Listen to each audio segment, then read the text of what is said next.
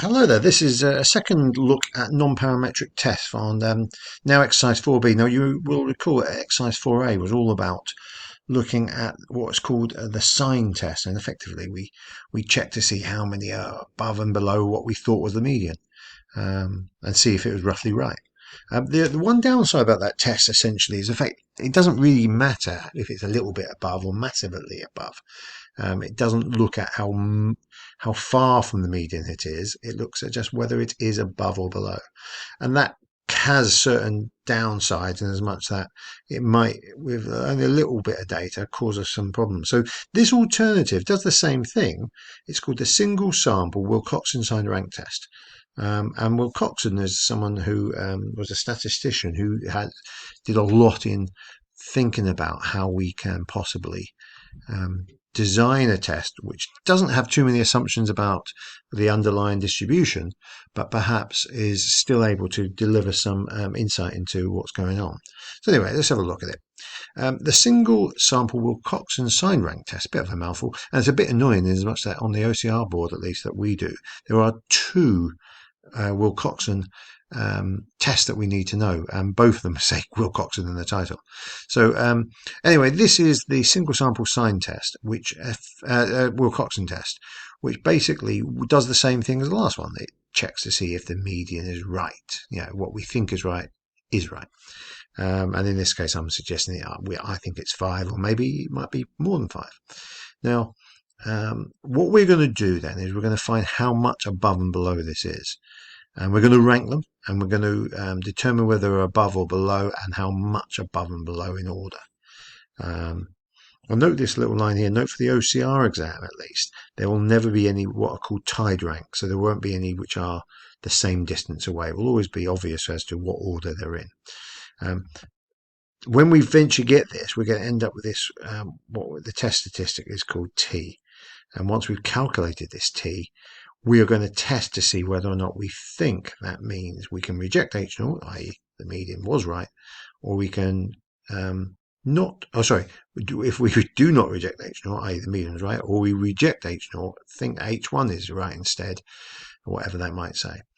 So let's have a go at these questions. And notice, by the way, I've seen this in exam questions a couple of times. What do we assume to be true about the population? All we assume is it's roughly symmetrical, that there's broadly the same number above and below, and their distances away from the middle of it are broadly symmetrical. Let's have a go at a question anyway. So this psychologist was investigating whether a wife's perception of her marriage was a happy one. A national sample of couples were asked to complete a questionnaire designed to test the happiness of wives. There you go. Their responses were converted into a score out of 20, and the median on the national sample was 12. So 12 is deemed to be average happiness, if you like, in your marriage. Suspecting that in his town, married couples were more happily married than the national picture, he randomly selected a sample, a small cohort of 8 married women, gave them the same questionnaire. And so I suppose it depends on what he got back from his survey. Was it higher than 12? Was it less than 12? And that's what this says here. He assumes it's the same as the national survey, but he thinks actually, secretly, he thinks it's going to be higher. Median is greater than 12. So that's a long way around for us to now check the scores. And these are the scores that he got on his sample. Now remember, the average was 12 for the national. So this is, if you like, 2 above. This is 6 above. This one is 7 above. These three all look very happy. This one's 8 above. Oh, this one's not very happy. That's down 10. And 7's not very happy either. That's down 5. 9's down 3. 8 is down 4. Okay, so now we look at these and we ignore the fact it's plus or minus. Now I'm just going to write these numbers: 2, 6, 7, 8, 10, 5, 3, 4. And having done that, I can put these numbers in order. So you can see 2 is the smallest, so that gets a rank of 1. 2, 3, 4, 5, 6, 7, 8. I think that's right. But now I've got to introduce what's called a signed rank. And the signed rank is basically, because it was a positive, I call this a plus 1. And this was a positive, so I call this a plus 5. This was plus So this is plus 6. This was a plus, so this is plus 7. This is a negative, so this is negative 8. This is a negative, this is negative 4.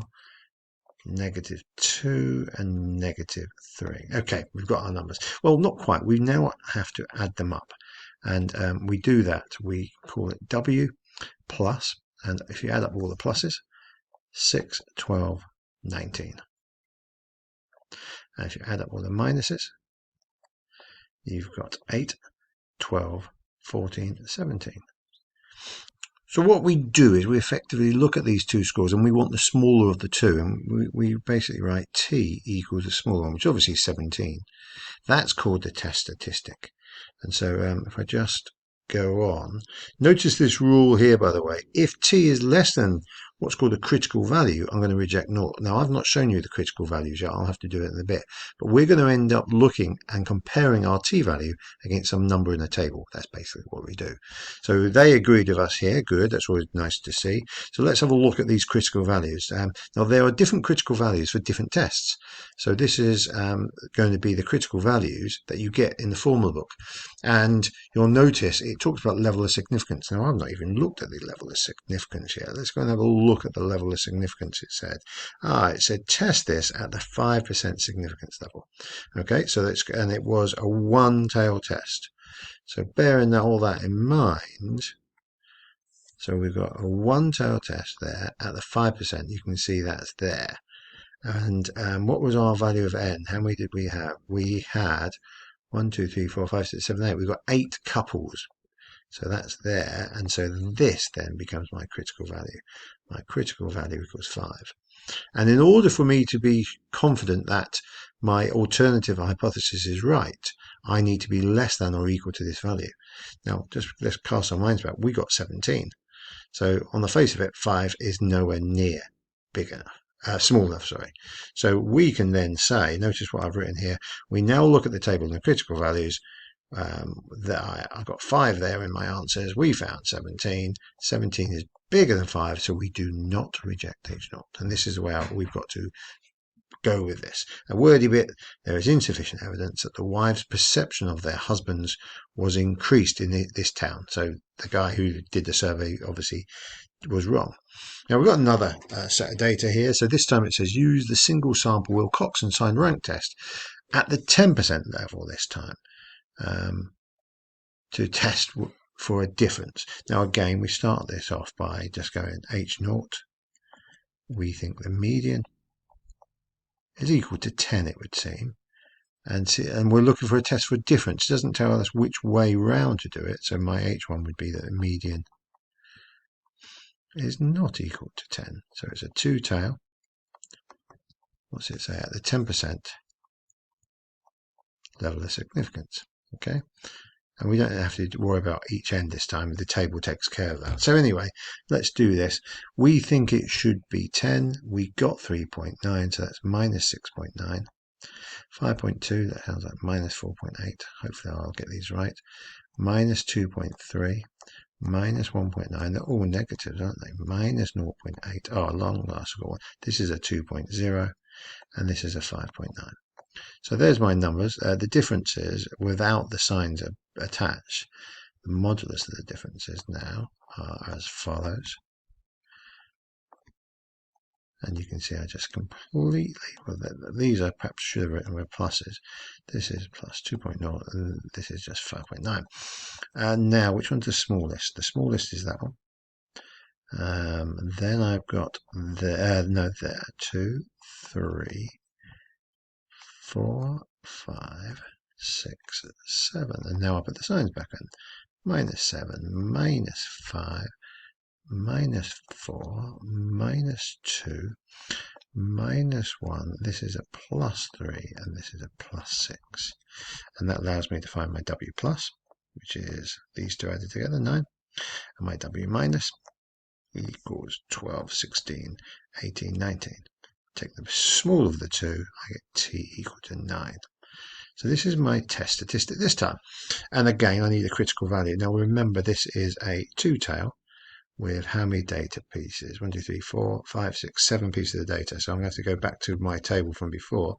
So now I'm looking here. I've got 7 is my number of numbers, and it said, let's just go back and remind myself what it was. It said at the 10% significance level 2 tail.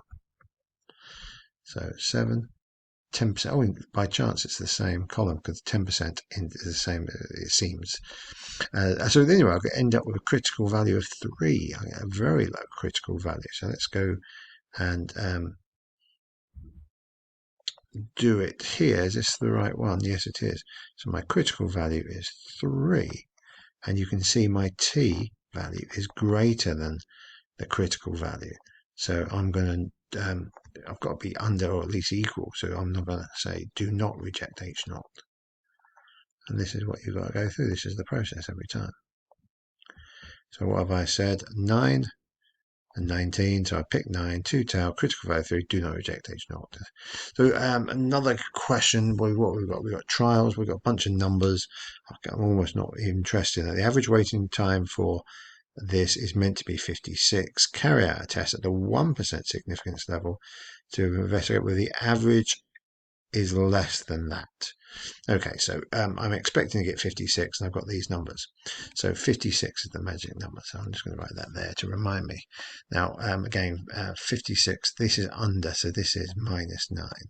They are easy to make mistakes here. Minus 18, 43 minus 13, minus 36, minus 16, there's a plus 1, a minus 10, oh, lots of negatives, minus 24, minus 31, plus 11, minus 17, I think, and minus 12. Lots of negatives.